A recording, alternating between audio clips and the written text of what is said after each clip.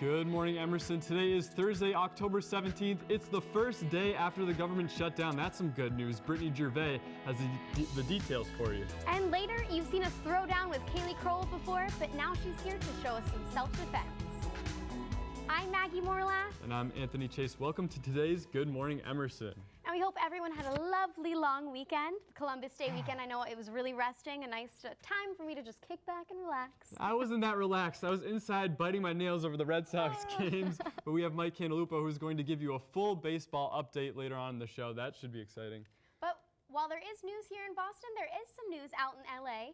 Emerson students from LA have actually walked in the AIDS Walk, and we're going to talk about that just a little bit later. Yeah, that'll be a fun conversation too, but we also have a great conversation coming up with Chris Duffy. He hosts his own show in Cambridge. It's very actually unusual and interesting. I'm excited to talk to him too. Yeah, Chris is a great guy. We were talking to him earlier, so today is definitely going to be quite a good show. Right now, though, we're going to send it over to Brittany Gervais for an important update on the status of the shutdown in Washington.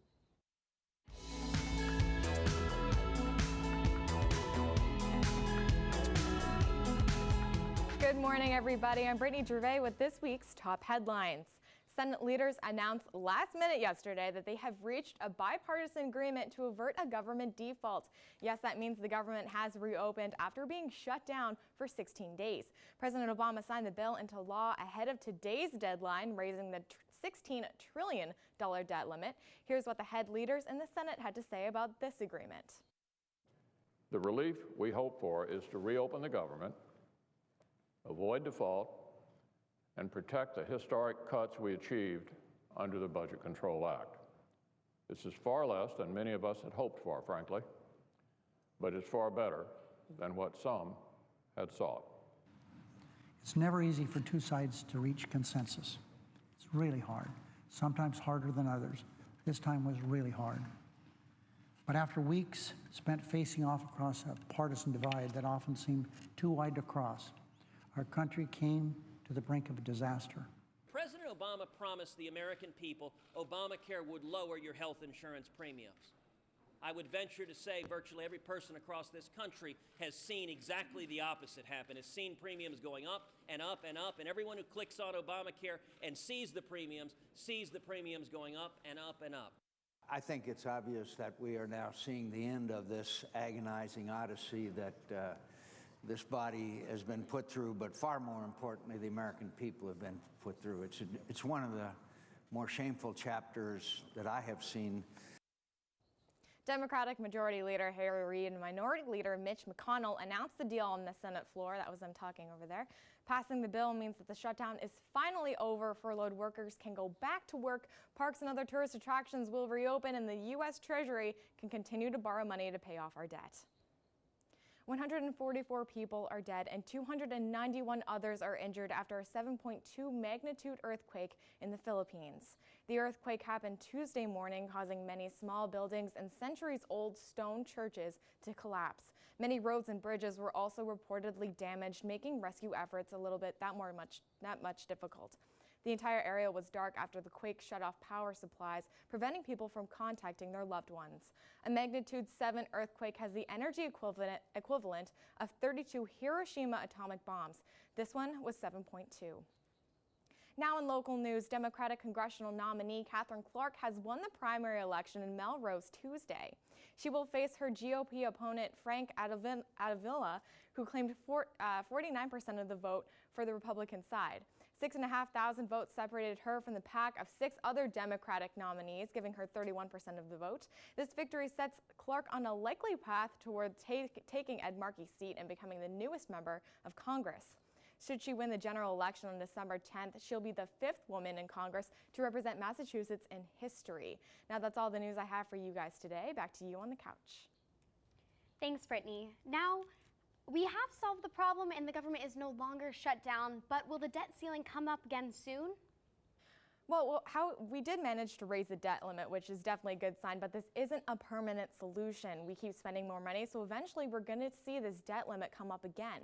But, maybe the shutdown, shocks some sense into Congress, and maybe we can come up with a more reasonable budget.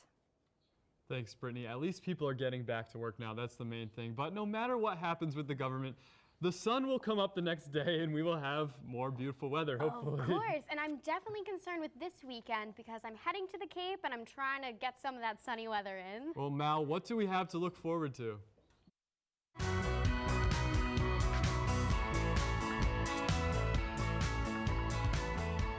Good morning, and that's right, Anthony. The sun will keep shining later today, and for right now, it's sweater weather.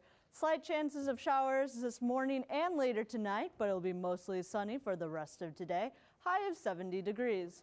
Clouds will roll in later tonight with an 88% chance of rain, low of 53. And we'll continue to see similar weather for the next few days. Let's take a look now at your 5-day forecast. Friday is going to be cool with some scattered showers, 60% chance of rain around noon, high of 65 degrees, low of 45 degrees at night. Looking at the weekend, Saturday will be mostly cloudy with a high of 66, low of 50 degrees. And the sun will come back on Sunday with clear skies, high of around 62, low of 44. And back on Monday, still partially cloudy with a high of 58 degrees. At night, temperatures will dip down to about 42. And that's your Boston weather update. I'm Mal Meyer. Have a good weekend. Anthony and Maggie, back over to you guys. Thanks, Mal. Our guest today is the host and producer of You're the Expert, a live show in Cambridge that seeks to make academic research fun for the audience. Chris, welcome to this show. Thanks for having me. So this is a really cool, unique show that I haven't even heard anything like it, recently, because you guys do a live show and then you have a podcast later. Can you sort of talk just a little bit about what the show entails? Sure. So our show, You're the Expert, uses comedy to make academic research more accessible and exciting. And basically, we get a professor who's studying something that's really important, but that you might not have heard of before if you weren't reading academic journals, which you probably aren't. And then we have 3 comedians who are hilarious, and they, with no research ahead of time, try and guess what the professor studies, and then we talk about why it's important. So it's fun, it's funny, and you end up learning something. Great. So it sounds fun and it sounds like something you're very passionate about. Definitely. Can you tell us how you got the inspiration for the show? Yeah, so I was a 5th grade teacher, and before that I also was doing comedy, and so I thought of a way to kind of combine these 2 interests, and I was riding the #1 bus and thinking about how there are people on this bus that are probably going to win the Nobel Prize, and I thought, I wish there was a way that I could talk to them and find out about their work, and this show kind of came to me, and then we started small, and it's grown from there because people have really liked it. That's awesome, because you're sort of putting the spotlight on people that really deserve it, other than, celebrities or other people. No offense, Christian, but, I mean, these are academic people that should be being recognized. But how do you bring in your academic experience as a teacher, as a 5th grade teacher, and then transpose that to, professionals? Yeah, so I used to teach 5th grade, and as a 5th grade teacher, my favorite part of being in the classroom was answering my kids' questions. And they'd ask, all sorts of crazy things. Like, one time a girl came up and was like, "Are unicorns real?" And then when I said no, she was like, "Wait, are rainbows real? Oh, wait, I've seen one." And so, that kind of wonder and sense of, engaging with big questions, but on a simple level that anyone can understand, is the same thing that we try and do with our show. Awesome. And obviously our audience isn't 10-year-olds, but we try and make it so that anyone can understand it, even if they were a 10 or 11-year-old. Absolutely. So I know that a big way you try to make it accessible is by introducing comedy and just trying to liven it up and make it fun. Can you tell us a little bit about how it is with the crazy comedians and then the academic experts, all together in one room? Yeah, so we have 3 really amazing comedians on every show. I mean, they're people who have been on Comedy Central and who tour the country, and they try and guess what the professor actually studies. And so I was saying to someone the other day, a day in my life is I'm on stage and there's a quantum physicist from MIT who's saying something I don't understand, and then 3 professional comedians start heckling me. And that's kind of the point of the show, and it makes it really fun, and it also makes it so that the academic stuff is understandable to anyone. Right, so that sounds like something that even Emerson students might be interested in. Where can we find the Even show? Emerson students, yeah. Exactly. Even Emerson students would be interested in that. You can find us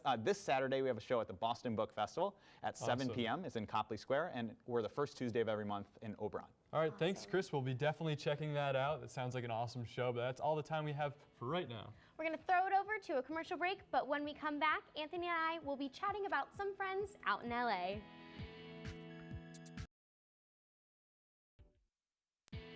Welcome back to Good Morning Emerson. We wanted to take a moment this morning to talk about an event over in Los Angeles where students from the LA program at Emerson walked in an AIDS walk.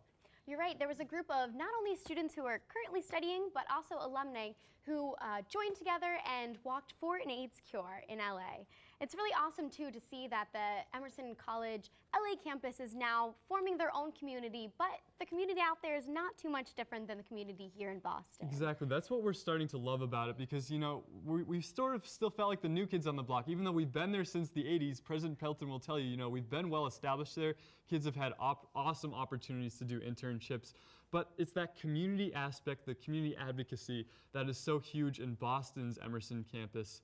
You know, they wanted to bring that over to LA. Right, and this AIDS Walk just shows that, you know, here in Boston, everyone is very involved and very passionate about certain causes and big on social advocacy, and, you know, you don't have to give up on that once you get out to LA. Right, you can continue that through. I know we have a couple organizations on campus that actually do events in support of AIDS awareness. Right, I know we have Emerson Fights AIDS, so, you know, just continuing that cause out in LA. And the community is definitely growing. I know that Kevin Bright, who is a big fan of ours here, is definitely expanding that and spearheading the project out in LA. Exactly, we have a lot of pride out in LA, but we still have plenty of pride here in Boston. Don't worry, here's Mike Cantalupo with the latest in your sports.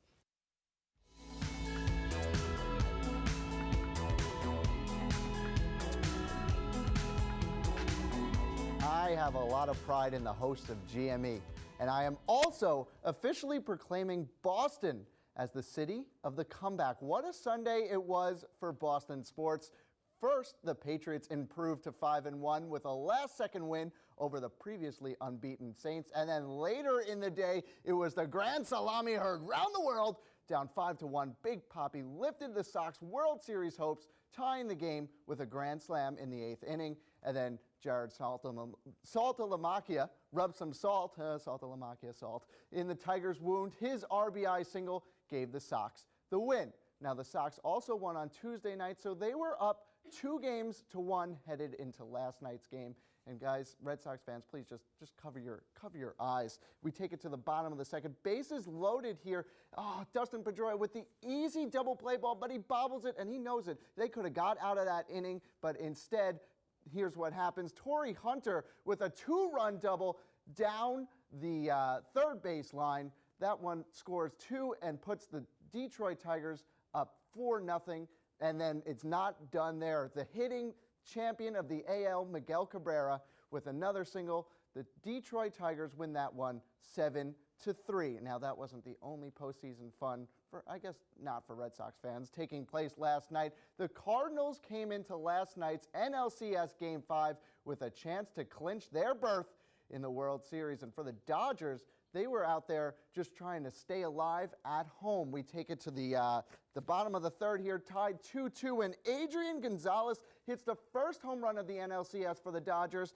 That's a solo shot to right field. He did great. He was 3 for 4 with 2 home runs today. We take it to the bottom of the ninth, tied 6-4 here with a winning run at bat. But no, there's Kielce Jensen with the strikeout. Now, with the ALCS tied up at 2, the series will certainly go to 6 games. Catch Game 5 tonight. First pitch at 8:07 p.m. on Fox. In Game 6, the action will head back to Fenway. That's good news for Sox fans. That game is scheduled for 4:30 p.m., also on Fox. Now, with the Dodgers staying alive, the Cardinals will look to clinch the NLCS at home tomorrow night. Catch that game at 8:30 p.m. Now, that's all I have for sports. Back to you guys.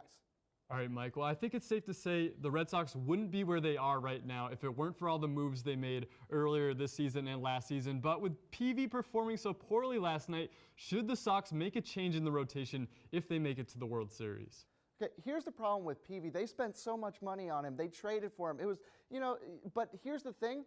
He's 0-4 with an over 10 ERA in his playoff history. You don't get many chances to do great things in the playoffs, and PV just hasn't done it. That's why I think the Red Sox really need to look for another option. I don't care how much money they spent. Just hope they get there. Right? Thanks, Mike. Thanks, Mike. But if sports isn't blowing your socks off this week, here's Christian with your entertainment update.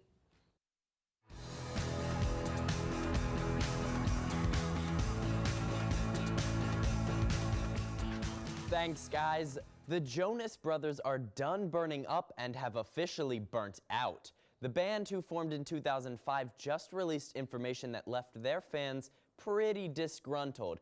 They canceled their tour. Fret not, all you Joe Bros fans, they aren't breaking up. Phew! They have decided just to take some time off to solidify the direction of the music and the band as a whole. A source close to the brothers says that they intend to be around for the next 30 years and that this is just an opportunity to get their ideas more unified. The dynamic duo is back. No, not Batman and Robin. Tina Fey and Amy Poehler, duh! The two are confirmed to be hosting the Golden Globes in both 2014 and 2015.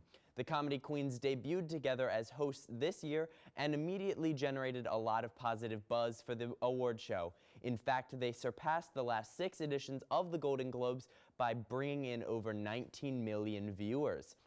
This takes these two out of the running for hosting the Oscars, but that shouldn't be too much of a surprise after Tina Fey announced that the Oscars are such a bigger task. That's okay, we love you anyway, Tina. America's Got Talent is going to have a PR disaster now that Sharon Osbourne has called their show a death trap. Osbourne has come to the defense of her old makeup artist on the show, Jude Alcala, who literally fell through a hole in the stage. Osbourne attacked the show publicly, claiming it's the worst stage in the world, and if some guy designed a stage set with a hole in the middle, that somebody has to pay the price. Alcala is suing NBC for injuries from the fall. He suffers from a broken femur and a damaged shoulder, further proving that people should watch out for gaping holes in the ground. The Muppets are going gaga for Gaga again. Lady Gaga has decided to team up with the Muppets for an upcoming holiday special premiering on ABC Family. Gaga was supposed to make a special appearance on the Muppets movie with Jason Segel and Amy Adams, but her scene was cut for time's sake. The pop sensation had a long attachment to Jim Henson's Little Creature. Jim Henson's Creature Shop built pieces for her Monster Ball tour, and she even took Kermit as a date to the VMAs in 2009. So keep an eye out this winter break for Miss Piggy in a meat dress? That's all the juicy gossip I have for you today. Back to you guys on the couch. Now I think every fangirl is sitting on the edge of her seat. When will we hear from the Joe Bros again? Well, they haven't released an official reunion date yet, but they did have a really successful summer tour, so to just cancel their tour out of the blue for the fall is really implying that there's huge creative differences, and they actually just canceled their collective Twitter account, so I'll definitely keep you posted in the weeks to come. All right, well, with this America's Got Talent lawsuit, how do you think it's going to pan out for NBC? Well, Alcala's going up to one of the largest studios with the biggest lawyers, so I really don't think Alcala's going to get what he's looking for, especially because all he did was not watch where he was going. So I think NBC is, going to win this one. Thanks, Christian. Now it's time for another break, but don't go anywhere because Kaylee is here to show us some self-defense tactics.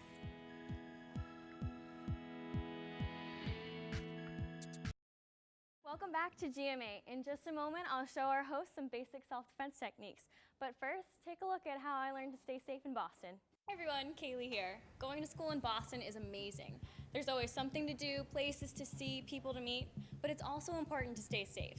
That's why it doesn't hurt to have a little self-defense knowledge in your back pocket. Today we're checking out the SEPS Women's Self-Defense Program in Boston. My name is Gulshan Ben Karen. I'm a 3rd degree black belt in Krav Maga, and I'm the head instructor here at Krav Maga Yashir Boston. SEPS is Situation Effective Protection System. It is a program that teaches how to identify and avoid violence before it happens. Basically what we wanted to do was get away from this rules-based approach to self-defense, which says don't walk down a dark alley, don't do this, don't do that, because the predatory individuals understand these rules, so they understand how to overcome them. So what we wanted to do was create a system whereby people are empowered to actually understand how violence occurs and then formulate their own strategies and tactics for dealing with them. Women have to really understand that there's a group of people out there who are actually planning violence against them. And so it's kind of important to understand what the methods that such individuals use so you can spot what's happening before it actually gets to a physical assault. Emerson offers rape aggression defense classes at various times during the semester. Deputy Chief of Police at Emerson, Eric Shaza, is one of the instructors for the class. So, you are running a self-defense class here at Emerson. What exactly do you teach students here? We teach the students risk avoidance, risk awareness, risk reduction, and risk recognition. And do you have any easy kind of tips to how to live safely in the city? Well, my biggest tip I like to tell students is to trust your instincts. Also, don't put yourself in a situation where you could be a victim of a crime. So I know we all wish we had Sandra Bullock's self-defense moves in Miss Congeniality, but you can learn some safety skills with these resources around Boston and right here at Emerson. Now, Anthony and Maggie, get ready for some self-defense. Now, before we start, keep in mind self-defense is a last resort. Always try to avoid situations, get out of them as soon as you can, and recognize danger. With that said, should you find yourself in a jam, here's how to defend yourself. The first thing that you should know is you should make a lot of noise because it'll let the person, anyone around you, bystanders, recognize that you need help. So our attacker today is Lloyd Mallison from EIV News 6 and Breaking News. Thank you for joining us today, Lloyd. So the first technique I'm going to teach you is the bear hug. So someone would just come up behind you and grab you. They might even try to pick you up. Oh. So what you do is kick their knees, stomp on their toes, anything to loosen them up, and their head's right there, so give them a nice headbutt, and then drop your center while pushing your arms out. So push them out like that, and then give them a good elbow right to the stomach. And then once you're freed, you just run away. Just run. Exactly. Gotcha. Okay. So Anthony, why don't you grab Maggie? Try it. All right. Grab. Ready? And loosen him up. Give him a kick. And then maybe get the toes. Stomp on his foot. Nice one. And then head, right? Yep. Headbutt. And then drop your center and shoot your arms out. Good. And elbow. All right. All right. So Maggie's clearly smaller than me, but those few just powerful moves really were effective. I could see if she actually was trying, that would hurt. Exactly. She's hitting some key sensitive areas too. So Maggie, do you want to grab Anthony? Okay. Right, because these moves are for guys too, right? Exactly. Self-defense is for anybody. All right, let's try All right, ready? So grab around. So loosen her up. Okay. Kick her knee. Kick the. Good. Not your foot though, because you're. Okay, ready? Nice. And elbow. Good. All right. Awesome. Nice. That defense is also very important because if someone's grabbing you, picking you up, they're probably trying to take you somewhere, so you should do anything you can to get out of that. Okay. Now the next technique is very quick and simple. He's just gonna grab my wrist. I'm gonna wake my hand up, shoot energy through it to make it easier for me to hit him. I'm gonna take my forearm and smash on his forearm, which will make him let go. Don't actually smash each other, it's not nice. Okay. But if it was a real attacker, you'd smash as hard as you can. And then I'm gonna take my karate spot right here, tighten my fingers, squeeze them together, and just chop him right to the neck. Now the actual part of the neck that we're chopping to is if you pick the point right underneath the earlobe and draw a triangle down to his neck. It's a very sensitive area, and if you hit it hard enough, his knees will just buckle and drop right out from underneath him. All right. So the part of your hand you're using is like this meatier The meaty section? part right there, yeah. Okay. The strongest part of your hand. Especially when you're in that fight or flight mode, I can see how you'd get a lot of power out of that. Exactly. Just like a razor blade. Okay. So All right. Anthony, why don't you grab Maggie's wrist? Sure. Try this one. This wrist? With that hand. With this hand. Yeah. Go. There we go.